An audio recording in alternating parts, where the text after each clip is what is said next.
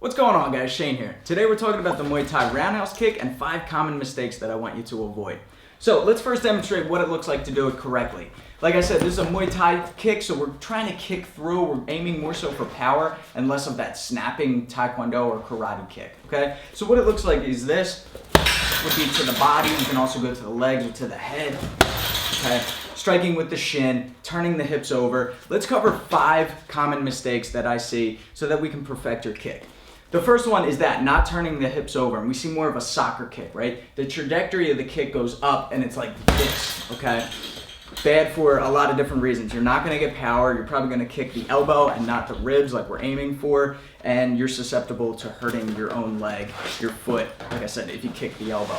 So you wanna get in the habit of really turning the hips over, and how we do that is by turning the grounded leg completely away from the target. So by the time my foot makes contact, like I said, my toes should be facing that way on the grounded leg. It looks like this, okay?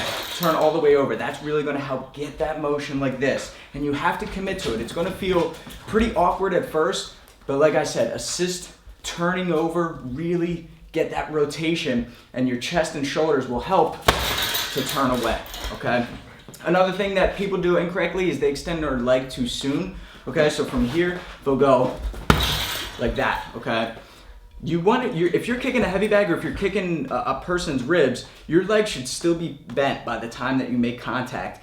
And the idea is that when I extend it, I'm kicking through. I'm chopping them in half, right? I'm trying to kick right through this bag. So if I do in slow motion, I'm like this pretty much, okay? My leg is past that 90-degree bend, but if I were to extend it, it wouldn't be fully extended until I was past the target. So that's the kind of mentality that you need when you're kicking it. Okay. And you see that my leg actually does fully extend because I'm pushing through, I'm kicking through, okay? The next one, after talking about the shoulders, I want you to assist. Use your arms. That's another thing that I see people do incorrectly, right? They are awkward, they keep their hands low, they keep them glued to their head, but you can really, like I said, it's more so the shoulders, but you can use your hands to absolutely assist, right? So I'm turning over, the hand is combing my hair back on the left side, and the other hand on the front can be used to pull them into the kick, it can be used to block them, it can be used to stop their hands from coming in, but my shoulders are protecting my face and the other one pulls back, and that assists in turning the hips over. So it's, you can see my hips, this shoulder here is protecting my chin, but my left shoulder here, I whip it back, and that really helps in the rotation to go through with the kick.